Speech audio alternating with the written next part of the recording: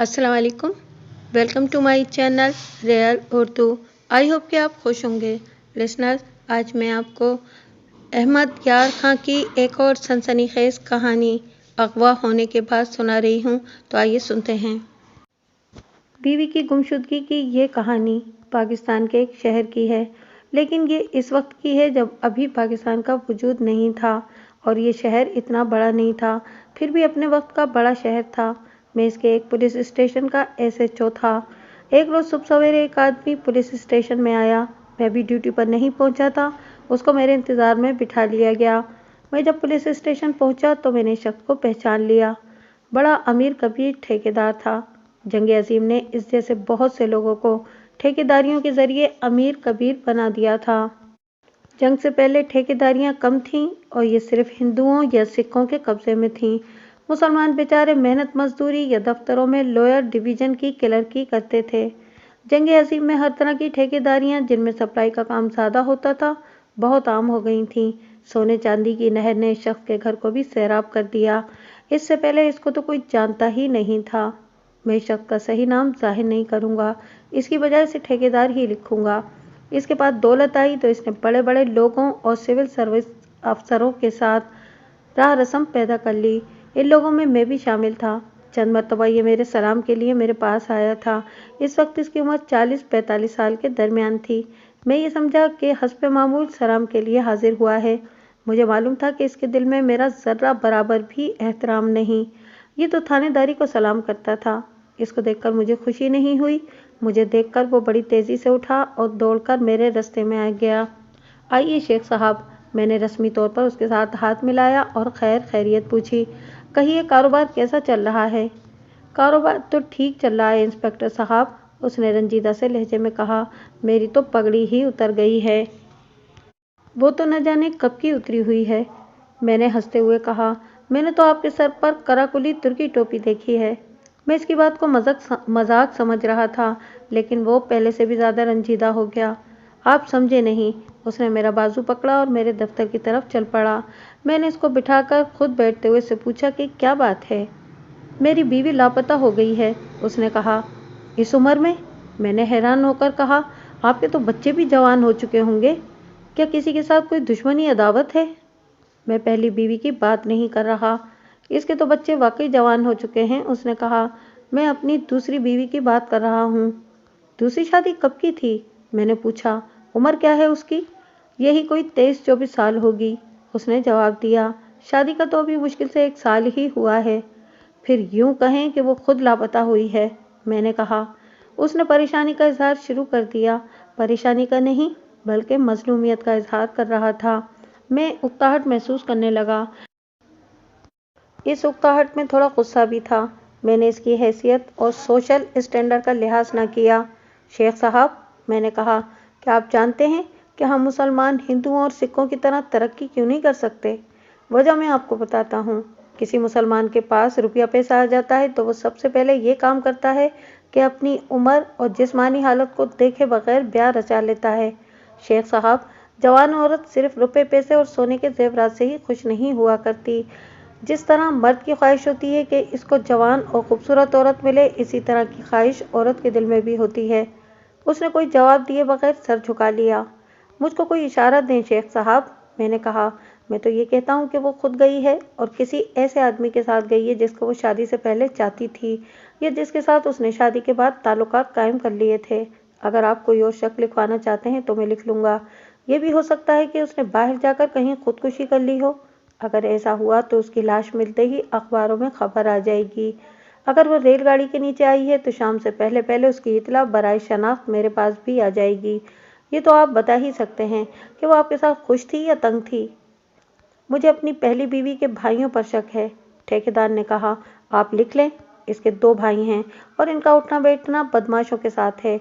अगर मेरा ये शक सही है तो ये कहना भी सही होगा कि मेरी बीवी को अगवा नहीं किया गया, बल्कि वो अपनी मर्जी से इसके साथ गई है।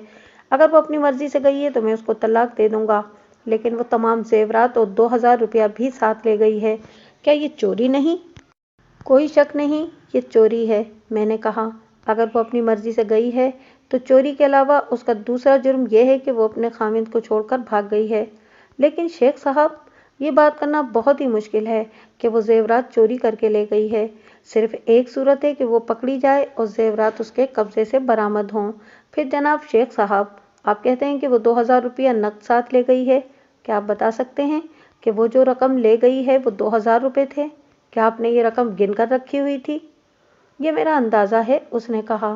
رقم زیادہ بھی ہو سکتی ہے، میں اسے فالتو پیسے دیتا رہتا تھا۔ میں نے اس کا اٹیچی کیس کھول کر دیکھا ہے، اس میں زیورات بھی نہیں اور پیسے بھی نہیں۔ کیا وہ اپنے ساتھ فالتو کپڑے لے گئی ہے؟ میں نے اس کے کپڑے نہیں دیکھے، اس نے جواب دیا۔ یہ میں چل کے دیکھ لوں گا، میں نے کہا۔ میں یہ سوچ رہا ہوں کہ آپ نے کہا ہے کہ آپ کی پہلی بیوی کے بھائیوں نے آپ کی دوسری بیوی کو اغوا کیا ہے اور وہ اپنی مرضی سے ان کے ساتھ گئی ہے۔ اپنی سوکن کے بھائیوں کے ساتھ اپنی مرضی سے جانا میری سمجھ میں آیا نہیں۔ وہ شاید مجھ سے آزادی حاصل کرنا چاہتی ہوگی، اس نے کہا۔ ان کے ساتھ اس نے خود بات طے کی ہوگی کہ اسے اس گھر سے نکالیں اور اس کی پسند کے آدمی تک پہنچا دیں۔ اس سے دو باتیں ظاہر ہوتی ہیں، میں نے کہا۔ ایک یہ کہ وہ آپ سے بہت تنگ تھی، دوسری بات یہ کہ آپ کی پہلی بیوی کے بھائیوں نے اس کو قتل کی یا کوئی اور دھمکی دے کر کہا ہوگا کہ وہ اس گھر سے بھاگ جائے۔ اس لڑکی نے انہیں کہا ہوگا کہ وہ تو خود ہی بھاگنے کو تیار ہے، لیکن اکیلی جائے کہاں؟ آپ کے سالوں نے کہا ہوگا کہ وہ جہاں کہے گی اس کو پہنچا دیں گے۔ نہیں شیخ صاحب، ایسا نہیں ہو سکتا۔ اس پر بھی غور کریں کہ اس لڑکی کے ساتھ آپ کی شادی ہوئے 1 سال ہونے کو آیا ہے۔ انہوں نے یعنی آپ کے سالوں نے اگر اس کو غائب کرنا ہوتا تو شروع میں ہی کر دیتے۔ کیا آپ نے پہلی بیوی کو اس کے میکے بٹھا دیا ہے؟ کیا آپ اس کو خرچہ نہیں دیتے؟ خرچہ تو پہلے سے زیادہ دیتا ہوں صاحب، اس نے جواب دیا، اور میں نے اس کو الگ مکان دیا ہوا ہے۔ بچوں کی ساری ضرورتیں میں خود ہی پوری کرتا ہوں۔ ایک نوکرانی بھی اس کے پاس رہتی ہے۔ ہفتے میں وہ 2 دن اور 2 راتیں اس کے ساتھ میں رہتا ہوں، باقی دن نئی بیوی کے ساتھ گزارتا ہوں۔ نئی بیوی کو ایک الگ مکان میں رکھا ہوا ہے۔ آپ 2 دن اور 2 راتیں پہلی بیوی کے ساتھ گزارتے ہیں؟ میں نے پوچھا۔ تو کیا ان دنوں میں نئی بیوی اکیلی رہتی ہے؟ نہیں، اس کے پاس نوکر ہوتا ہے، اس نے جواب دیا، جو رات کو بھی گھر میں موجود رہتا ہے۔ گزشتہ رات آپ پہلی بیوی کے پاس تھے یا دوسری بیوی کے پاس؟ پہلی بیوی کے پاس، اس نے جواب دیا۔ میں اپنے کام پر جانے کے لیے تیار ہو رہا تھا کہ نئی بیوی کا نوکر آیا۔ اس نے بتایا کہ بیوی گھر میں نہیں ہے۔ وہ اتنے سویرے کہاں جا سکتی تھی؟ نوکر سائیکل پر اس کے گھر چلا گیا۔ میں نئی بیوی کے گھر گیا، پہلے اس کا اٹیچی کیس کھولا۔ زیورات اور رقم غائب پا کر میرے دماغ میں یہی بات آئی کہ وہ بھاگ گئی ہے یا اغوا کر لی گئی ہے، اور زیورات اور پیسے اغوا کرنے والے لے گئے ہیں۔ میں سیدھا آپ کے پاس آ گیا۔ یہ تھوڑی گفتگو ہے جو میں نے پیش کی تاکہ آپ بیک گراؤنڈ کو سمجھ لیں۔ اس کے ساتھ اس سے زیادہ گفتگو ہوئی تھی، جس سے میں نے اپنے دماغ میں ایک سے زیادہ شبہے بٹھا لیے تھے اور ان کو سامنے رکھ کر تفتیش کرنی تھی۔ ایک شک یہ بھی تھا کہ یہ شک مجھ کو ٹھیک بات نہیں بتا رہا۔ اس کی ایک وجہ تو یہ ہو سکتی تھی کہ وہ شرمندہ تھا۔ 23-24 سال کی لڑکی اپنے سے دگنے عمر کے آدمی کے ساتھ خوش رہ ہی نہیں سکتی تھی۔ اس آدمی کی پہلی بیوی بھی تھی اور 4 بچے تھے، جن میں ایک بڑا لڑکا تھا۔ اس کی عمر 18 سال تھی، وہ 2nd ایئر میں پڑھتا تھا۔ اس پر بھی مجھ کو شبہ تھا۔ اس کی ماں روتی ہوگی کہ اس کا خاوند دوسری بیوی لے آیا ہے۔ اس لڑکے نے جوش جوانی میں اپنی ماں کی سوکن کو غائب کرا دیا ہوگا۔ میں نے ضابطے کے مطلوبہ کاغذات تیار کیے اور ٹھیکیدار کے ساتھ اس کے گھر چلا گیا۔ بڑا اچھا نیا بنا ہوا مکان تھا جو ایک محلے کے کونے پر تھا۔ ایک اس کے ساتھ سڑک تھی اور دوسری طرف کشادہ گلی تھی۔ یہ مکان بائیں طرف ایک مکان سے ملحق تھا اور اس کے بعد بھی ایک مکان تھا۔ ٹھیکیدار کا یہ مکان شہری طرز کا بنا ہوا تھا۔ میں نے سب سے پہلے نوکر کو دیکھا۔ اس کی عمر 35 سال سے ذرا کم یا زیادہ تھی۔ وہ گندمی رنگ کا تندرست آدمی تھا اور اس نے صاف ستھرے کپڑے پہنے ہوئے تھے۔ دیکھنے میں وہ عام نوکروں جیسا نہیں لگتا تھا اور اس کا چہرہ بتاتا تھا کہ وہ گھروں میں کام کرنے والے نوکروں جیسا سیدھا سادہ اور بدھو قسم کا آدمی نہیں۔ وہ کمرہ دیکھنا ضروری تھا جس میں لاپتہ لڑکی سوتی تھی۔ میں اس کا اصلی نام چھپانے کے لیے فرضی نام شبانہ لکھوں گا۔ ٹھیکیدار مجھ کو اس کمرے میں لے گیا۔ یہ ان کا بیڈ روم تھا۔ اس میں ڈریسنگ ٹیبل بھی رکھا ہوا تھا۔ اس کے ساتھ ایک لمبی تپائی تھی جس پر ایک اٹیچی کیس پڑا ہوا تھا۔ اٹیچی کو تالا لگا ہوا تھا۔ میں نے ٹھیکیدار سے پوچھا کہ اس نے اٹیچی کیس کس طرح کھولا تھا۔ اس نے اپنی جیب سے چابیاں نکال دیں۔ یہ 3 چابیاں تھیں۔ میرے کہنے پر ٹھیکیدار نے ایک چابی لگا کر اٹیچی کیس کھول دیا۔ میں نے اٹیچی کیس کی پوری تلاشی لی۔ اس میں کپڑے تھے۔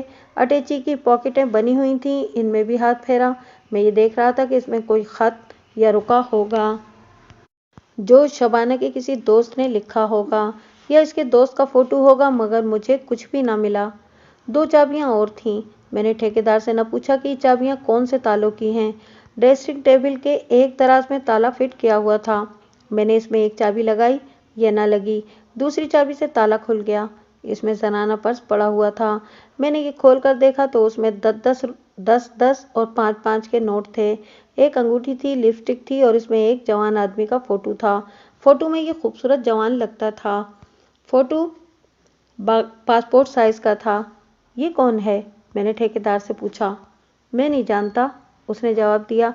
ये इसका भाई नहीं, इसके तो 2 भाई हैं जो इससे छोटे हैं। क्या आपकी ये गुमशुदा बीवी अपने माँ बाप के घर जाती रहती थी? मैंने पूछा। और अगर जाती थी तो कुछ दिन वहाँ रहती थी? हाँ जी, उसने जवाब दिया। कभी ऐसे भी होता था कि मैं पहली बीवी के पास रहता तो ये 2-3 दिनों के लिए अपने बाप के पास चली जाती थी। 3-4 मरतबा उसने जिद की कि वो घर जाना चाहती है तो मैंने उसको भेज दिया। यानी वो जिद भी करती थी? मैंने कहा। और आप उसकी हर जिद मान लेते थे? जवान लड़की थी, उसने खिसियानी होकर कहा। जिद तो माननी पड़ती थी। कमरे में एक अलमारी थी जो दीवार में थी, इसे ताला लगा हुआ था। मैंने ठेकेदार से पूछे बगैर तीसरी चाबी अलमारी के ताले को लगाई और ताला खुल गया। इसमें किताबें और रिसाले रखे हुए थे। ये देखकर मैंने पूछा कि लड़की कितनी जमातें पढ़ी हुई थी। उसने बताया कि वो 10 जमातें पढ़ी हुई थी। इस जमाने में मुसलमानों में लड़कियों को कॉलेजों में दाखिल करने का कोई रिवाज नहीं था। मैंने किताबें देखी। ये सब उर्दू के नॉवेल थे और रिसाले फिल्मी थे। इनसे पता लगता था कि लड़की का शुगल और ज़ौक़ व शौक़ क्या था। अलमारी के एक खाने में जेवरात के डिब्बे पड़े हुए थे। मैंने डब्बे खोले तो जेवरात इनमें मौजूद थे। एक डब्बा टीन का था, इसको संदूकची कहा जाए तो ठीक होगा। ये रंगदार और खासा फूलदार था। इसे खोला तो इसमें कुछ नोट 100-100 रुपए के और बाकी 10-10 और 5-5 रुपए के थे और 1-2 रुपए के सिक्के भी थे। आज मुझे सही रकम याद नहीं रही। ये याद है कि 2000 से ज़्यादा थे, शायद 3000 की गिनती पूरी नहीं हुई थी। मैंने ठेकेदार की तरफ देखा और मैंने कहा, कुछ भी नहीं? वो भी चुप रहा। ये चाबियां आपको कहाँ से मिली थीं? ड्रेसिंग टेबल के दराज से, उसने जवाब दिया। मैंने पलंग की तरफ देखा। घर में पहनने वाली चप्पलें पलंग के पास पड़ी हुई थीं। सर्दियों का मौसम था। एक पलंग पर रजाई खुली पड़ी थी। दूसरे पलंग की, जो इस पलंग के साथ जुड़ा हुआ था, रजाई तय की हुई थी। इससे ये सबूत मिलता था कि एक पलंग पर शबाना सोई हुई थी और दूसरा पलंग खाली था। तय की हुई और खुली हुई रजाई के दरमियान मुझे एक कपड़े का कोना दिखाई दिया। खुली हुई रजाई को हटाया तो ये शेफून का दुपट्टा था। इसमें तो कोई शुबा नहीं हो सकता था कि ये दुपट्टा किसी और का नहीं, ये शबाना का दुपट्टा था। पलंग से मुझे एक और चीज़ मिली। ये 2-3 चूड़ियों के टुकड़े थे। मैंने फर्श पर देखा, 2-3 टुकड़े वहाँ से भी मिल गए। इससे ये साबित हुआ कि लड़की को ज़बरदस्ती उठाया गया है। इसका खामिंद इस रात इसके पास नहीं था। फिर चूड़ियाँ किस तरह टूटीं? सोते सोते औरत की एक चूड़ी टूट सकती थी, इतनी नहीं जितनी चूड़ियों के टुकड़े मुझे मिले। पलंग पर दुपट्टा और पलंग के साथ चप्पलें, साफ सबूत था कि लड़की को ज़बरदस्ती उठाया गया है। इसके मज़ीद सबूत भी मिले। अगर वो अपनी मर्जी से गई होती तो दुपट्टा पलंग पर न छोड़ जाती। चप्पलें पलंग के साथ न होती, वो जूती पहनने के लिए वहां तक चप्पलें पहनकर गई होती जहां उसके सैंडल वगैरह रखे हुए थे। वो पर्स यहीं छोड़कर न जाती। अलमारी से जेवरात और कपड़े साथ ले जाती। अपनी मर्जी से जाने का बायस तो साफ पता था, वो ये कि उसका खामिद उसके बाप की उम्र का था और उसने पहली बीवी को तलाक भी नहीं दी थी और वो उसकी तमाम ज़रूरियात पूरी कर रहा था और उसके पास रहता भी था। मेरे हाथ में एक फ़ोटो भी आ गया था। लड़की के पर्स में फ़ोटो की मौजूदगी का मतलब ये था कि इस आदमी के साथ लड़की की मोहब्बत है और उसको लड़की के साथ मोहब्बत है। सोचने वाली बात ये थी कि इस आदमी के साथ वो गई है तो ज़बरदस्ती का मामला नहीं था, अपनी मर्जी से गई है। ये भी सोच आती थी कि ये आदमी उसको कहता होगा कि मेरे साथ भाग चलो, लेकिन शबाना नहीं मानती होगी और इस आदमी ने उसको ज़बरदस्ती अगवा किया होगा। मैंने इस आदमी को शामिल तफ्तीश करना था। मैं इसी कमरे में बैठ गया और ठेकेदार को भी बिठा लिया। अगर मैं ये कहूँ कि आपकी बीवी को ज़बरदस्ती अगवा किया गया है तो आप किस पर शक करेंगे? मैंने ठेकेदार से पूछा। क्या आप पहली बीवी के भाइयों पर ही शक करेंगे? इस नौकर की बाबत आप क्या कहते हैं? क्या इस पर आपको एतबार है? 16 आने एतबार है, उसने जवाब दिया। एतबार है तभी तो अपनी जवान बीवी की खिदमत और रखवाली के वास्ते इसको रखा हुआ है। اس کو میں تنخواہ اور روٹی کپڑا بھی دیتا ہوں اور اس کے 2 بچوں کو اپنے خرچ پر اسکول پڑھا رہا ہوں۔ اس پر مجھ کو ذرا بھی شک نہیں ہے۔ آپ نے جب دوسری شادی کی تھی تو پہلی بیوی اور اس کے بھائیوں نے آپ کو کچھ کہا تھا؟ میں نے پوچھا۔ شور شرابہ کیا ہوگا، کوئی دھمکی دی ہوگی، انہوں نے دوسرے لوگوں کے ساتھ کچھ باتیں کی ہوں گی کہ ہم یہ کر دیں گے، وہ کر دیں گے۔ انہوں نے یہ سب کچھ کہا تھا، اس نے جواب دیا۔ دھمکیاں بھی دی تھیں اور لوگوں سے انہوں نے بہت دفعہ کہا تھا کہ وہ میری نئی بیوی کو اغوا کر کے غائب کر دیں گے۔ کیا ان دنوں آپ کا یا آپ کی نئی بیوی کا پہلی بیوی کے ساتھ لڑائی جھگڑا ہوا تھا؟ میں نے پوچھا۔ یا پہلی بیوی کے بھائیوں کے ساتھ کوئی گڑبڑ ہوئی ہے؟ پہلی بیوی کے ساتھ تو ہوتی ہی رہتی ہے، اس نے جواب دیا۔ 4-5 روز پہلے ذرا زیادہ ہو گئی تھی، اتنی زیادہ کہ میرا بڑا بیٹا بھی اپنی ماں کی حمایت میں میرے ساتھ بدتمیزی سے بولا تھا۔ میں نے اسے ڈانٹا تو اس نے کہا کہ میں نے آپ کو باپ سمجھنا چھوڑ دیا ہے، آپ زیادہ سے زیادہ یہی کریں گے نا کہ ہمیں خرچہ دینا بند کر دیں گے۔ کر دیں، میں کہیں نوکری کر لوں گا، میرے 2 ماموں ہیں، وہ ہماری مدد کریں گے۔ اس نے یہ بھی کہا کہ ہم یہ مکان نہیں چھوڑیں گے، جائیداد میں سے بھی ہم اپنا پورا حصہ لیں گے۔ دوسرے دن اس کے دونوں ماموں میرے پاس آئے۔ میرے بیٹے یا اس کی ماں نے انہیں گزشتہ دن والا لڑائی جھگڑا سنایا ہوگا۔ انہوں نے مجھ کو تو بات ہی نہیں کرنے دی، دھمکیاں دیں اور چلے گئے۔ کیا دھمکیاں دے کر چلے گئے تھے؟ ایک تو قتل کی دھمکی تھی، اس نے جواب دیا۔ انہوں نے کہا کہ اپنی دلہن کی لاش کو ڈھونڈتے تمہاری عمر گزر جائے گی، پھر بھی ہماری بہن کو تنگ کرو گے تو تم کو بھی لاپتہ کر دیا جائے گا۔ انہوں نے یہ بھی کہا کہ دولت کے گھمنڈ میں نہ رہنا۔ آپ نے بھی تو کچھ کہا ہوگا؟ ہاں صاحب، ٹھیکیدار نے جواب دیا۔ میں یہ بکواس خاموشی سے تو نہیں سن سکتا تھا۔ میں نے ان کو کہا تھا کہ اپنے آپ کو اتنا بدمعاش اور دلیر سمجھتے ہو تو میری دوسری بیوی کے گھر کی گلی میں سے گزر کر دیکھنا۔ ٹھیکیدار نے اس کے علاوہ اور بات چیت جو ان دونوں کے ساتھ ہوئی تھی پوری سنائی تو میں نے دونوں بھائیوں کو مشتبہ بنا لیا۔ ان کے ساتھ ٹھیکیدار کے بیٹے کو بھی مشتبہ سمجھ لیا۔ ٹھیکیدار کو میں نے کمرے سے باہر کیا اور نوکر کو بلایا۔ میرے پہلے سوال کے جواب میں اس نے بتایا کہ شبانہ صبح بہت جلدی سورج نکلنے سے پہلے جاگ اٹھتی تھی اور نوکر اس کو کمرے میں ناشتہ دیا کرتا تھا۔ اس صبح اس نے دیکھا کہ دیر ہو گئی ہے اور شبانہ ابھی باہر نہیں نکلی تو نوکر کو اس کے کمرے کے دروازے کا ایک کواڑ کھلا ہوا دکھائی دیا۔ نوکر نے بیان دیا کہ وہ کمرے میں گیا تو شبانہ وہاں نہیں تھی۔ باہر کا دروازہ دیکھا تو وہ بھی کھلا ہوا تھا، یہ نوکر نے نہیں کھولا تھا۔ میرے پوچھنے پر اس نے بتایا کہ رات کو اس نے روزمرہ کی طرح دروازہ اندر سے چٹکنی چڑھا کر بند کیا تھا۔ اس نے کہا یہ اس کی روزمرہ کی عادت تھی اور جس رات ٹھیکیدار گھر نہیں ہوتا تھا اس رات تو وہ اور بھی زیادہ احتیاط کرتا تھا۔ شیخ صاحب اور بیوی آپس میں کس طرح رہتے تھے؟ میں نے پوچھا۔ میرا مطلب ہے کہ خوش رہتے تھے یا ان میں ناچاکی رہتی تھی؟ ٹھیک ٹھاک رہتے تھے، اس نے جواب دیا۔ بیوی کو تو میں ہمیشہ خوش ہی دیکھا کرتا تھا۔ تمہارے ساتھ بیوی باتیں کرتی ہوگی؟ ہاں جناب، اس نے جواب دیا۔ وہ ٹھیکیدار صاحب کی بہت تعریفیں کرتی تھی۔ اس شخص سے مجھ کو کوئی خاص بات معلوم نہیں ہو رہی تھی۔ تمہارا کیا خیال ہے، بیوی کس طرح گھر سے نکلی ہے؟ میں کیا کہہ سکتا ہوں صاحب، اس نے جواب دیا۔ ظاہر تو یہ ہوتا ہے کہ وہ خود گئی ہے۔ میں کہتا ہوں اس کو زبردستی لے جایا گیا ہے، میں نے کہا، اور لے جانے والوں کو تمہاری مدد حاصل تھی۔ اس نے ہاتھ جوڑ کر انکار کیا اور کانپنے لگا۔ اس نے یہ بھی کہا کہ وہ شیخ صاحب جیسے ہمدرد اور نیک مالک کو دھوکہ دینے کا تو خیال بھی دماغ میں نہیں لا سکتا۔ کیا بیوی اندر سے دروازہ بند کر لیتی تھی؟ ہاں جناب، اس نے جواب دیا۔ وہ اندر ہوتی تھیں تو میں ان کو ضرور کہتا تھا کہ بیوی جی اندر والے کمرے کی چٹکنی چڑھا لینا۔ اس کمرے کی ایک کھڑکی برآمدے کی طرف بھی کھلتی تھی، اس کے آگے بڑا خوبصورت پردہ پڑا ہوا تھا۔ میں نے اٹھ کر پردہ ہٹایا، کھڑکی کھلی ہوئی تھی، لگتا تھا کہ یہ پہلے سے ہی کھلی ہوئی تھی۔ میں نے اس کی دہلیز کو دیکھا، ایک جگہ ایسے شک ہوا جیسے جوتی کا نشان ہو۔ یہ کھڑکی رات کو کھلی ہوتی تھی؟ میں نے نوکر سے پوچھا۔ نہیں جناب، اس نے جواب دیا، یہ رات کو بند رہتی ہے۔ یہ کس نے کھولی ہے؟ میں نے جناب، اس نے جواب دیا۔ کیا تم یہ روزانہ کھول دیتے ہو؟ ہاں جناب، اس نے جواب دیا، روزانہ کھول دیتا ہوں۔ ایک بات اپنے دماغ میں بٹھا لو، میں نے اس کو کہا، اگر بعد میں مجھ کو پتہ لگا کہ تم نے کوئی بات جھوٹ بتائی ہے تو پھر سوچ لینا کہ تمہاری کوئی خیر نہیں۔ اس نے حسب معمول ہاتھ جوڑ کر کہا کہ وہ جو کچھ بتا رہا ہے سچ بتا رہا ہے۔ ابھی تو میں نے اپنے صحیح طریقے سے تفتیش شروع نہیں کی تھی، میں ابھی زمین ہموار کر رہا تھا۔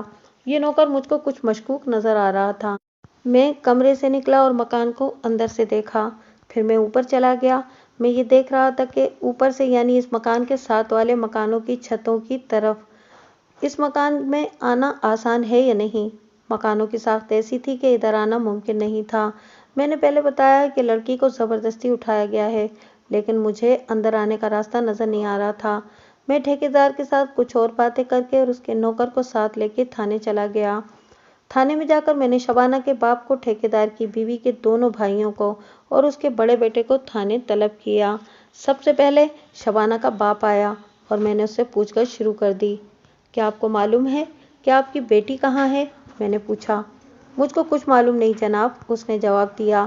روپے پیسے کے لالچ میں آپ نے اپنی جوان بیٹی اپنی عمر کے آدمی کے ساتھ بیاہ دی تھی؟ میں نے کہا۔ اب اس کا نتیجہ دیکھ لو۔ میں آپ کو یہ کہنا نہیں چاہتا کہ ایک جوان لڑکی پر ظلم کیا گیا ہے۔ اب مسئلہ یہ ہے کہ آپ کی بیٹی کو تلاش کیا جائے۔ کیا آپ کی بیٹی ٹھیکیدار کے ساتھ خوش تھی؟ نہیں، اس نے جواب دیا۔ وہ اداس رہتی تھی اور اکثر روتی بھی تھی۔ کیا وہ کسی اور کے ساتھ یعنی اپنی پسند کی شادی کرنا چاہتی تھی؟ شاید نہیں، اس نے ذرا جھجک کر جواب دیا۔ میں نے وہ فوٹو جو شبانہ کے پرس سے برآمد ہوا تھا اس کے آگے رکھ دیا اور پوچھا کہ یہ کون ہے؟ اس نے فوٹو دیکھا تو میں نے نوٹ کیا کہ اس کے چہرے کی حالت بدل گئی تھی اور اس کا وہ ہاتھ کانپ رہا تھا جس میں اس نے فوٹو پکڑا ہوا تھا۔ یہ ہمارے محلے کا لڑکا ہے، اس نے کہا۔ ہمارے گھر سے ایک گھر چھوڑ کر اس کا گھر ہے۔ میرے پوچھنے پر اس نے بتایا کہ یہ لڑکا BA پاس کر کے ایک سرکاری دفتر میں اسٹینوگرافر لگا ہوا ہے اور اس کا باپ ایڈوکیٹ ہے۔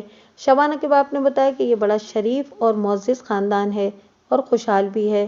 شبانہ پردہ کرتی تھی اور برقعے میں باہر نکلا کرتی تھی، لیکن اس گھرانے کے ساتھ پردہ نہیں تھا۔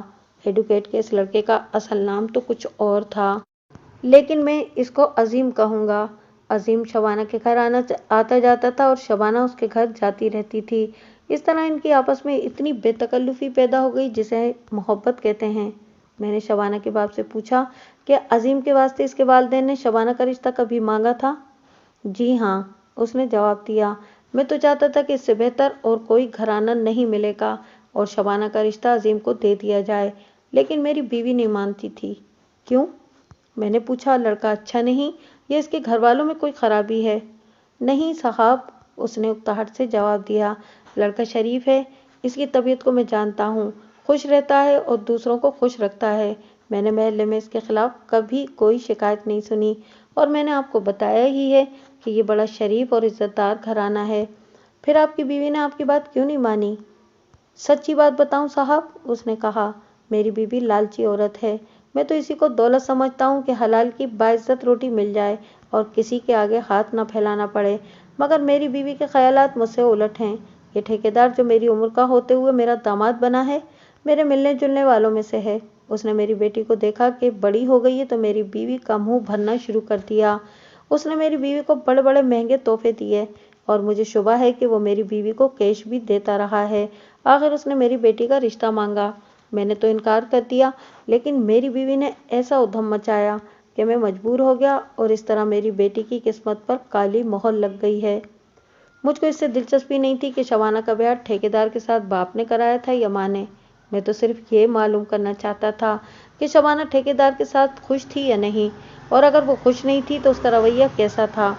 پھر میں نے دوسری بات یہ معلوم کرنی تھی کہ عظیم کیسا آدمی تھا اور کیا عظیم شبانہ کو اپنے ساتھ بھگا کر لے جانے کی ہمت رکھتا تھا یا نہیں۔ اس کو میں نے تھانے میں بھی طلب کیا۔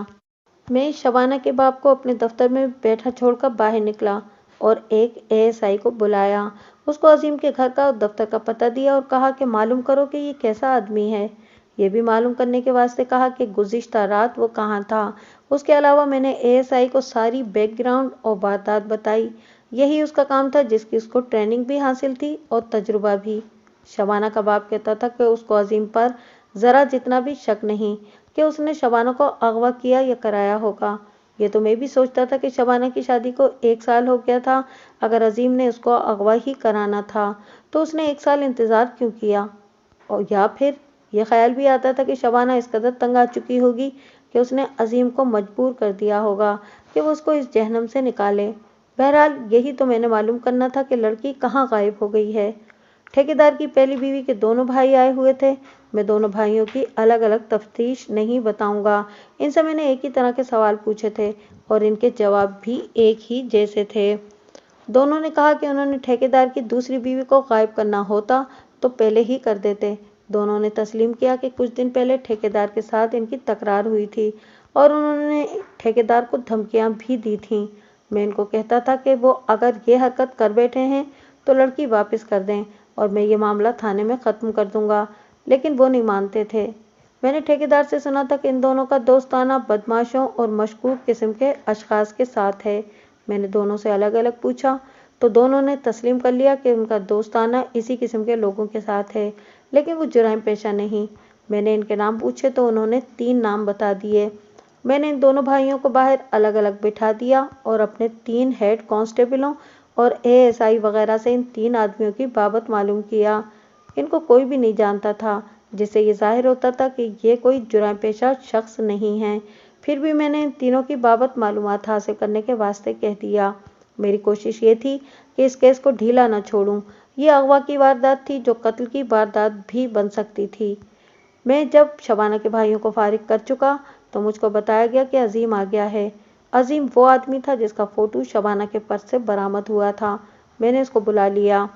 अजीम भाई, मैंने उसको कहा, तुम तालीम याफ्ता आदमी हो, मैं तुम्हारी इज्जत करना चाहता हूँ। तुम्हारे वालिद साहब एडवोकेट हैं और मैं उनको जानता हूँ, इज्जतदार आदमी हैं। मैं तुमको ये नसीहत करूँगा कि सच बोलना। अगर तुमने कोई गलत हरकत की है तो वो भी साफ साफ बता देना। जवानी में इंसान उल्टी सीधी हरकत कर ही बैठता है। क्या तुमको पता है कि शबाना लापता हो गई है? तुम शबाना को जानते हो? हाँ साहब, अजीम ने कहा, मैं शबाना को जानता हूँ और मुझको ये भी पता लग चुका है कि शबाना लापता है। तुम्हारा ये फ़ोटो शबाना के पर्स से बरामद हुआ है। मैंने उसका फ़ोटो उसके आगे रखकर पूछा, शबाना के साथ तुम्हारे मरासिम बड़े गहरे मालूम होते हैं? बहुत गहरे साहब, उसने अपने कोट की जेब से पर्स निकालते हुए कहा। शबाना का फ़ोटो मेरे पास है।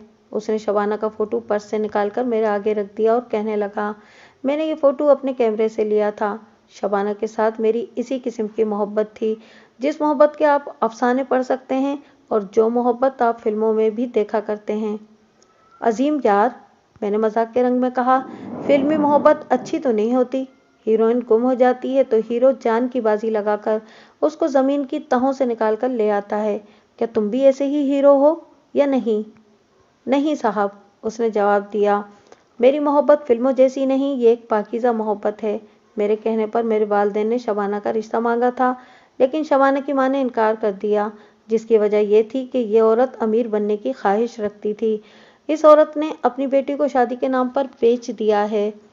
मैं जानता हूँ कि आपने मुझे किस मकसद के लिए तलब किया है, कि शबाना की गुमशुदगी में मेरा हाथ हो सकता है। हाँ अजीम, मैंने कहा, ये कुदरती बात है। गुमशुदा लड़की के पर्स से तुम्हारा फ़ोटो बरामद हुआ था तो तुम पर शुबा हो गया कि लड़की को तुम ले गए हो। तुम अपनी सफाई में क्या कहोगे?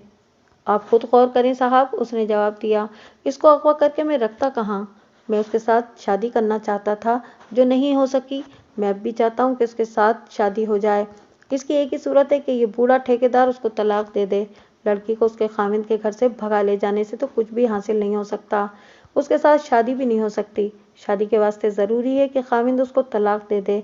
आप ये भी सोचें साहब कि मैं, जैसा कि आपने खुद भी कहा है कि इज्जतदार एडवोकेट का बेटा हूँ, मेरे वालिद साहब मुझको भी वकालत में डालना चाहते हैं। इनके कहने पर मैंने एलएलबी की स्टडी शुरू कर दी है। वालिद साहब ने मेरे वास्ते एक और जगह पैदा कर ली है। वो मुझको इस दफ्तर से निकलवा कर सेशन कोर्ट में स्टेनो लगवाना चाहते हैं, ताकि मुझे कोर्टों का और केसों का तजुर्बा हासिल हो जाए।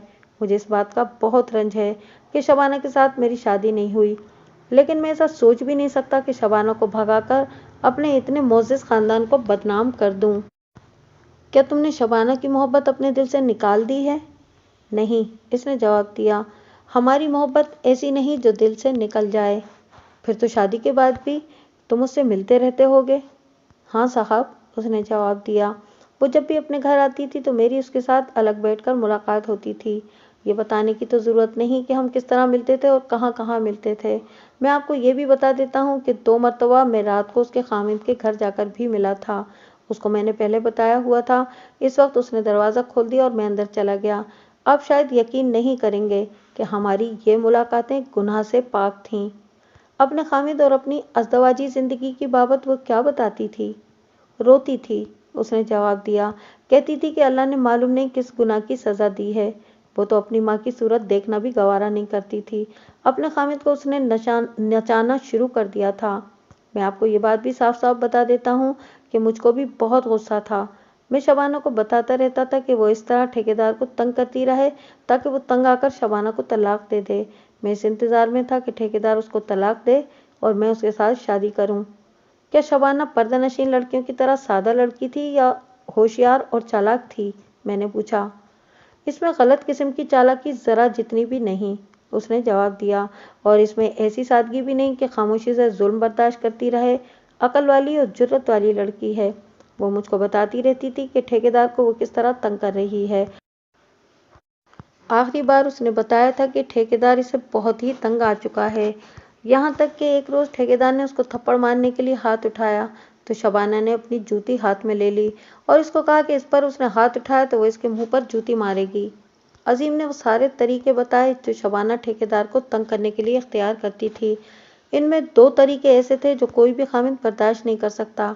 एक ये कि दूसरे तीसरे दिन वो इस तरह की हरकत करती थी कि ठेकेदार के घर आने का वक्त होता तो शबाना शॉपिंग के बहाने घर से निकल जाती। दूसरा तरीका तो हर मर्द के वास्ते नाकाबिले बर्दाश्त होता है, और वो ये कि वो उसको बिल्कुल अहमियत नहीं देती थी। शबाना के मैंने फोटो देखे थे, वो जितनी जवान थी उतनी ही खूबसूरत थी। ऐसी दिलकश लड़की अगर अपने खामिद के हाथ ना आए तो खामिद मरने मारने पर उतर आता है। क्या शबाना ने कभी खामिद के घर से अकेले ही भाग जाने का या खुदकुशी कर लेने का इरादा जाहिर किया था? मैंने पूछा। कभी कभी जब वो बहुत ही तंग आ जाती थी तो कहती थी कि जिंदगी से तो मर जाना ही बेहतर है। अजीम ने जवाब दिया। मैं इसका हौसला बढ़ाता था और मैंने उसको एक वजीफा बताया था कि हर नमाज के बाद ये वजीफा करती रहे। जो वो बताती थी, जो भी मैं बताता था वो कर रही थी। मैंने खुद भी कुछ दिनों से एक वजीफा शुरू किया हुआ है। अब शबाना लापता हो गई है तो मैं मायूस हो गया हूँ, लेकिन अकीदे के मुताबिक दिल को तसल्ली देता हूँ कि अल्लाह के करम से मायूस होना गुनाह है। मैंने वजीफा जारी रखा हुआ है। अगर शबाना जिंदा है तो मुझे अल्लाह की बारगाह में पूरी उम्मीद है कि वो अब अपने खामिद को नहीं बल्कि मुझे मिल जाएगी। मैं इस शख्स से मुतासिर हो गया। झूठ तो हर मुल्जिम बोलता है, लेकिन तफ्तीशी अफसर गहरी नज़र से देखे तो साफ पता लग जाता है कि ये शख्स सच नहीं बोल रहा। तजुर्बा हो तो बोलने वाले के अंदाज से और उसके चेहरे से मालूम हो जाता है कि ये शख्स झूठ कह रहा है या सच। अजीम के साथ मेरी बहुत ज़्यादा बातचीत हुई थी। मैंने आपको बहुत थोड़ी बातें सुनाई हैं। अजीम से मुझे ये पता लगा कि शबाना अपने खामिद से बहुत तंग थी और इन दोनों के दरमियान अदावत की दीवार खड़ी हो गई थी। दूसरी बात ये मालूम हुई कि शबाना अपने माँ बाप से भी ताल्लुक तोड़ चुकी थी। इससे मुझे ये शुबा हुआ कि शबाना ने कहीं जाकर खुदकुशी कर ली होगी। अजीम को मैंने इस मामले में बरी पाया, फिर भी अपने जहन में इस पर शुबा कायम रखा। मैंने इससे पूछा कि ठेकेदार की पहली बीवी के भाई किस किस्म के लोग हैं? बेकार और खोखले आदमी हैं, उसने जवाब दिया। दोनों भाई फूके फायर करते हैं। मैं उन्हें जानता हूँ। फजूल और बेगैरत लोगों के साथ इनका याराना है। मैं अजीम को फारिग करने ही वाला था कि एएसआई अंदर आया और उसने बताया कि एक एडवोकेट साहब आए हैं और कहते हैं कि इनके बेटे को शामिल तफ्तीश क्यों किया गया है। मैंने इसी वक्त उनको अंदर बुलाया और उठकर मिला। उसको बिठाया। वो अजीम का बाप था और परेशानी की हालत में आया था। इसको हाई कोर्ट में किसी ने बताया था कि उसके बेटे को शबाना की गुमशुदगी की तफ्तीश में थाने में तलब किया गया है। उसको वजह तौर पर अपने बेटे का गम था। मैंने उसको बताया कि उसके बेटे को किस बिना पर शामिल तफ्तीश किया गया है। उसने अपने बेटे का फोटो देखा तो कुछ परेशान हो गया।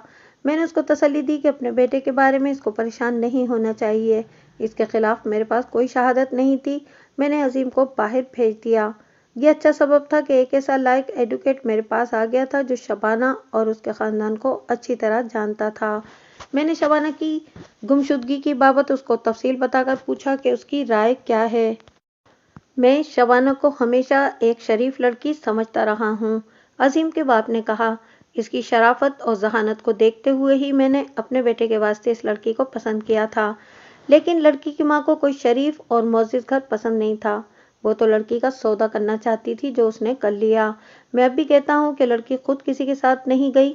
ये हो सकता है कि वो इस कदर तंग आ चुकी हो कि पागलपन में बाहर निकल गई हो और किसी बदमाश के हाथ लग गई हो। आप दूसरे थानों में इश्तहारे शोर होगा फौरन भिजवा दें। मेरी समझ में तो यही आता है कि लड़की इस तरह निकली है जिस तरह मैंने बयान किया है, या वो खुदकुशी के इरादे से निकली थी जो उसने कर ली होगी। अगर वो दरिया में कूदी है तो फिर उसकी लाश कुछ दिनों बाद ही मिलेगी, और ये भी इत्तेफाक की बात होगी कि लाश मिल ही जाए। मैं इस एडवोकेट के साथ कुछ देर तक तबादला ख्यालात करता रहा, लेकिन हम किसी नतीजे पर न पहुंच सके। एडवोकेट अपने बेटे अजीम को साथ लेकर चला गया। मजीद 2 दिन तफ्तीश और मुख्तलिफ अशखास से पूछगछ जारी रही। मुखबिरों ने अजीम की बाबत बड़ी साफ रिपोर्ट दी। ठेकेदार की बाबत ये रिपोर्ट मिली कि इंतहाई बदमाश और बदकिरदार आदमी है। ये भी पता लगा कि वो ऐसे अशखास उसने अपनी मुट्ठी में बंद रखे हुए हैं जो सजा याफ्ता भी हैं और इसी शहर के एक और थाने के रिकॉर्ड पर थे, जिसको हम हिस्ट्री शीटर कहते हैं। और उन दोनों बदमाशों से उसके गहरे ताल्लुकात थे। ठेकेदार की पहली बीवी के भाइयों की रिपोर्ट वही थी जो अजीम मुझको पहले दे चुका था कि फूंक के फायर करने वाले आदमी हैं। ये शुबा भी जाहिर किया गया था कि दोनों ठेकेदार का माल भी खाते रहे हैं। यह भी मालूम हो गया कि वारदात की रात ये दोनों भाई घर में मौजूद थे। इनकी दोस्ती जिन बदमाशों और मशकूक चाल चलन के अशखास के साथ बताई गई थी, वो घटिया किस्म के बदमाश थे, जो ज़्यादा से ज़्यादा ये बदमाशी करते थे कि चर्च का कश लगाकर गलियों में बड़के मारते फिरते थे। गालिबन चौथा दिन था। वक्त शायद सुबह के 10 साढ़े 10 का था। एक एसआई जिसके साथ एक कांस्टेबल था, एक जवान लड़की को साथ लिए हुए मेरे दफ्तर में आया। मैं अपने दफ्तर में बैठा हुआ था। ये तीनों मेरे थाने में दाखिल हुए तो मेरी नज़र सबसे पहले लड़की के चेहरे पर गई। मुझको चेहरा इस तरह लगा कि पहले भी देखा हुआ है। मैंने इनको बिठाया। कांस्टेबल बाहर निकल गया। मुझे ख्याल आया कि इस चेहरे का फ़ोटो मेरे पास है। मैंने दराज में से शबाना का फ़ोटो निकाला। इंस्पेक्टर साहब, एसआई ने कहा, यह लड़की अपना नाम शबाना बताती है और इसने बयान दिया है कि इसको घर से ज़बरदस्ती रात के वक्त उठाया गया था। मुझे ऐसा लगा जैसे मैं ख्वाब देख रहा हूँ। एएसआई ने लड़की का तहरीरी बयान जो रावलपिंडी पुलिस हेडक्वार्टर में लिया गया था मेरे आगे रख दिया। मैंने अपनी तसल्ली के वास्ते ज़रूरी समझा कि मैं खुद शबाना का बयान लूँ। इसके बाद इस बयान को इसके तहरीरी बयान के साथ मिलाकर देखूं। मैंने एएसआई को बाहर बिठा दिया और मुहर्रिर हेड कांस्टेबल को कहा कि इसके खाने वगैरह का बंदोबस्त करे। एएसआई रावलपिंडी से आया था। मैंने उसके बाहर जाने के बाद शबाना से पूछा कि उसके बाप और उसके खामिद के नाम क्या हैं। उसने दोनों नाम बता दिए। मैंने अपने एएसआई को बुलाकर कहा कि ठेकेदार और शबाना के बाप को फौरन थाने बुलाया जाए ताकि वो लड़की को शनाख्त करें।